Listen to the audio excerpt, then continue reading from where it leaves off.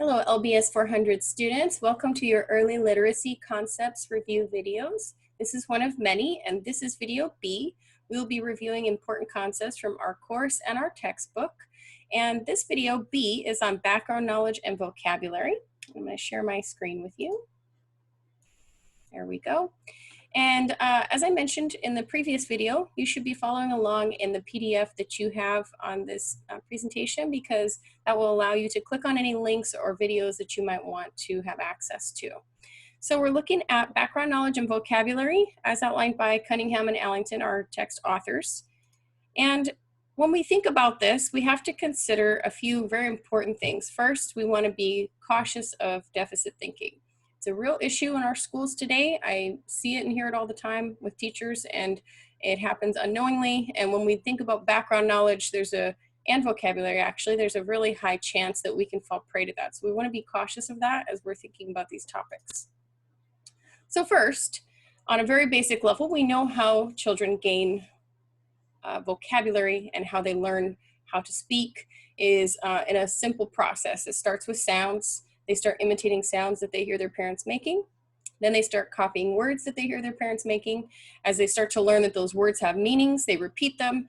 And then eventually they learn to construct those words into sentences. And that same process happens with reading and writing as well. It occurs first with oral language, and then later on in school with reading and writing. And so when we know that, we can imagine that obviously there are some kids who come with a little bit of a disadvantage compared to their peers. And we can imagine what that entails as we go through schooling, right?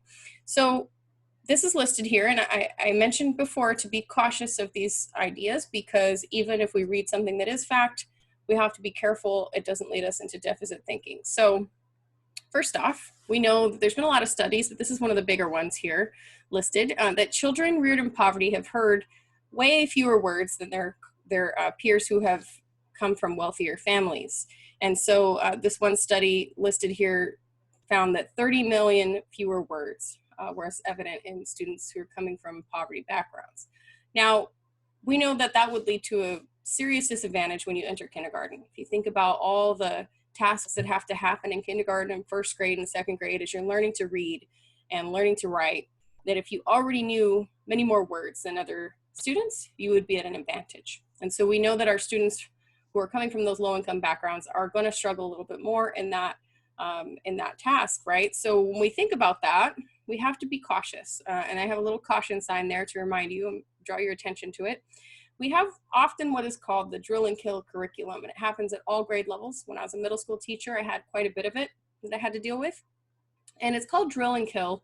That's kind of a casual phrase for it, but it's called that because quite often when educators find that their students are somewhat deficient in certain skill sets, they come to this understanding that they believe they have to cover those basics first at the sacrifice of more complex tasks. Meaning, if my students don't know their letters, I can't possibly have a complicated conversation with them. If they don't know their letters, they'll never learn how to follow along with a story. If they can't make these certain sounds, they'll never be able to answer a more complicated question. And those things are just not true. Just because a student doesn't read at grade level does not mean they can't think at grade level. So we have to be very cautious of that deficit thinking that entails us sticking with only the basics, because if students haven't conquered those basics, we start to feel like they can't do more complicated tasks, more complex thinking, which is just simply not true. In fact, often if we teach at a higher level and then we scaffold down as opposed to going up from the bottom, students actually make much more progress in a much faster pace. So we want to be cautious of that. Be aware that it's out there. You might be given the kinds of tasks, especially for intervention kinds of courses related to students in ELD programs or students in special education, or even your general education students who are just scoring lower. Often they try to give a very simplified basic skills kind of intervention. So you want to be thinking about how you can deal with that kind of curriculum in a way that's going to make sense for your students and not lower the expectations. Another concept here to think about is that first languages and dialects are extremely important for students. And especially in those young ages when students are coming to school and learning that early literacy skill set, we want to make sure that they are preserving their own dialect and their own first language and that they are not losing it. And we have to value that because it is a big part of their identity. And that psychological development that's needed at that age relies upon them feeling good about their own communication styles and the communication of their families. So I want you to think about those things as we move forward. Here's some important concepts to add to what we've been discussing. These are a little more theoretical. So these are some people you can look up and some things you can dive into a little further with this. A lot of you in 407 have already been learning about translanguaging, and that's the idea that we're not just translating one language or the other, and students who are bilingual don't have one complete brain that functions in English and one complete brain that functions in Spanish or whatever other language. They actually can go back and forth and use whatever language they have to express themselves, and that's okay, right? So often we're coming from a background, many of us were taught it has to be all English all the time. And again, that's just not true. Like we talked about, we want to validate those first languages and those dialects that students come into school with. That leads us to the concept of funds of knowledge, one of my favorite theories. And no matter what we're teaching, we want to be building off of students' backgrounds and what they're bringing into school with them. So we want to think about those home environments and how we can emulate it, how we can build upon that knowledge base. And you want to think about that even at those very beginning levels of letters and sounds and words at the beginning of literacy. There's a couple other authors you can look up here if you're interested. The Ebonics Debate by Delpit is a great one that talks about African American language and dialects. That has since been added to, but that's a first, a big piece on that topic, which is kind of sets that discussion in motion, which continued on for many years. Situated language learning, James Gee talks about identity and language learning, and that's a really important topic that we've already kind of touched on, but if you want to go further, that's a good source to check out.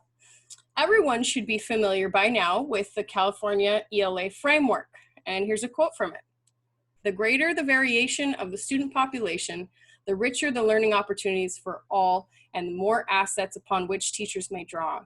So that counteracts that deficit thinking of looking at my students and thinking, wow, they've just come in with so much less than their peers. When in reality, there's a lot there. We just have to figure out what it is and tap into it and build on those assets. So we start looking at our students' backgrounds and knowledge bases as an asset and building upon that, even if it doesn't match the traditional academic language skill sets that we're expecting of them. They might have plenty of other language skill sets and backgrounds that they can share and we can pull from.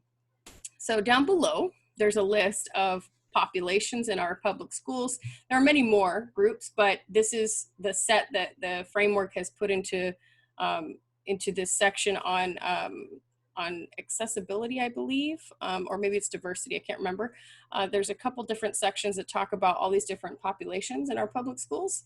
And so this is a really important list to look at. And obviously there are way more out there, but these are the students that maybe traditionally have been sort of marginalized in our literacy instruction. So we want to be considering those things carefully as we're teaching reading and writing to all these different groups of students.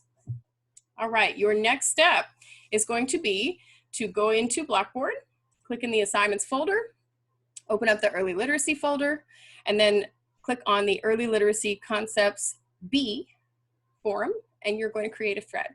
Here's your prompt. What examples of drill and kill curriculum have you seen in classrooms? Perhaps you had an experience as an observer, volunteer, aide, tutor, or even as a student. What are your opinions about how students respond to intense practice of basic skills? What might you do to enhance this kind of curriculum in the future? So I really want you to think about what that might look like. If you are given a curriculum that you have a sense is really not going to build off of those language assets that your students have, what can you do to add to it? Come up with some ideas. What have you seen teachers do that you think is a good supplement to this? Maybe you want to do some searching online. Maybe you want to be creative and think about combining some of the ideas you've seen with some of the stuff you've researched. You can also check our textbook. Our textbook has a lot of great suggestions for literacy instruction. So have fun with it and post your first answer to the prompt here for 3 points, and then respond to at least 2 of your colleagues for an additional 2 points, total of 5. Good luck. Thank you for your time and keep up all the hard work.